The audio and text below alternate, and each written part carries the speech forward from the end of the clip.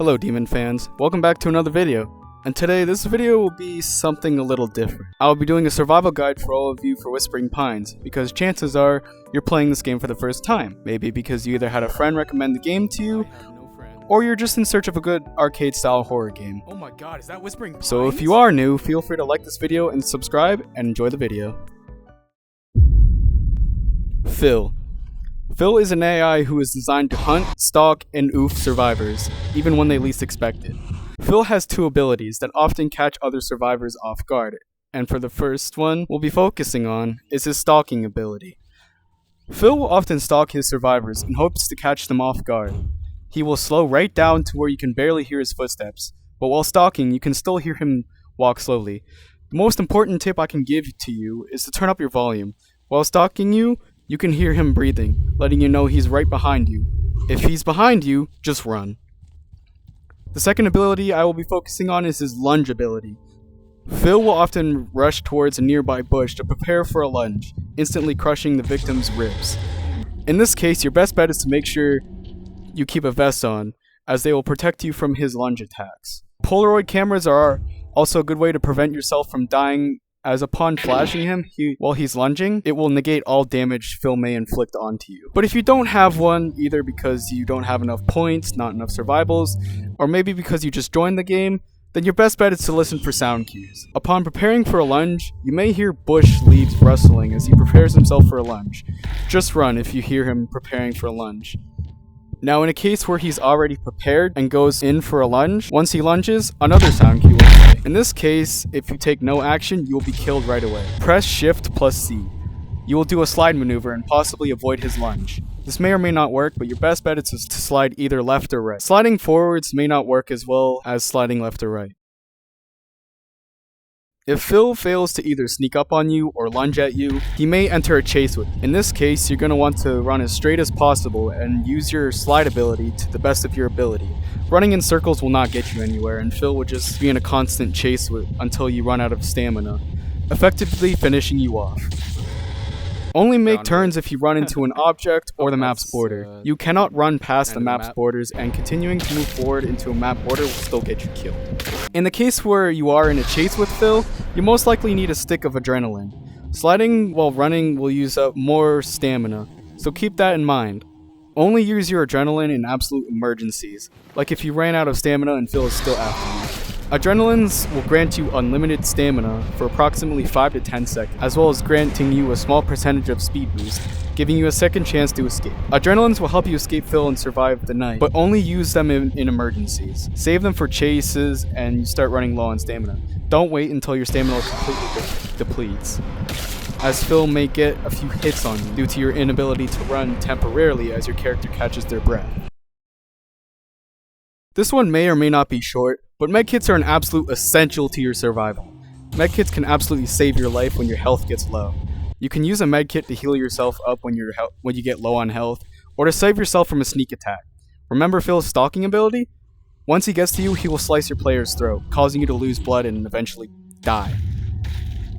In the case where Phil slices your throat, medkits will save you and prevent you from bleeding out more, patching any wounds your character may have.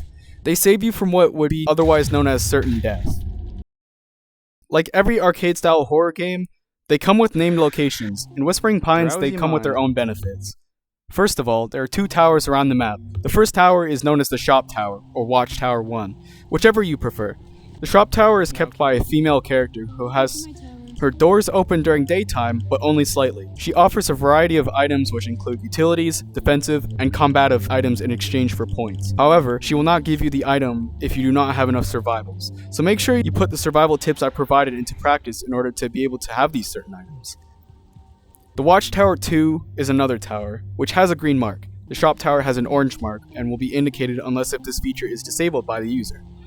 The Watchtower 2 is a tower which offers a computer which you can use to look into the map's cameras. However, currently the cameras are disabled, so the computer is kind of useless right now. The Watchtower 2 also offers 2 lockers as well as a shelving unit in which items can spawn in or on. But be careful, as these towers are pretty high up, and yes, fall damage does exist in Whispering Pines.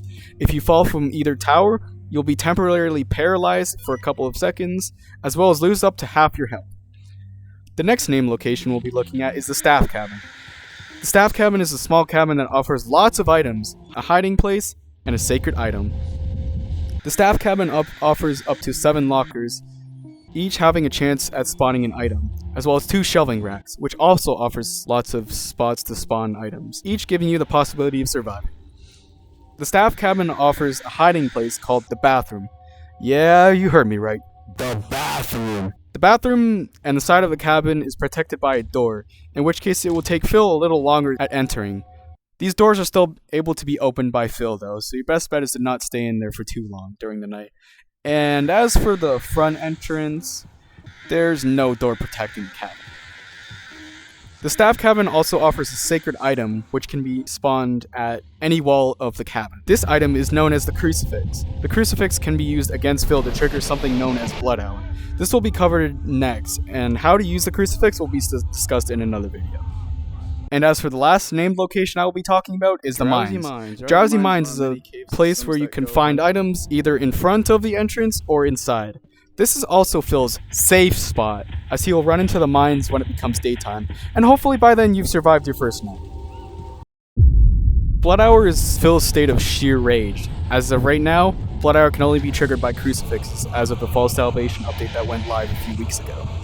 And I also covered a video on it. Once the crucifix has been used on him, he will enter his Blood Hour awakening, in which he will do this for about maybe 10 to 30 seconds approximately. Once a crucifix has been used on him, he will enter his Blood Hour awakening, which he will be in his awakening for maybe 10 to 30 seconds approximately. You want to use this time to just run for your life, as Phil in his Blood Hour state, he is much faster and deals more damage to his victims. In Blood Hour, you'll see an effect on your screen. You'll see the sky go red when he goes into his awakening. Your lights remain normal color though. When Phil gets within a certain range of your current position, you will notice your screen grow more of a dark red, and your lights will become red too. You will also notice a hush sound effect grow louder and more audible. This means he is dangerously close to you. Listen for Phil screaming and run away as far from Phil as possible. Now this effect will indicate that Phil is dangerously close to you. It does not mean he is chasing after you.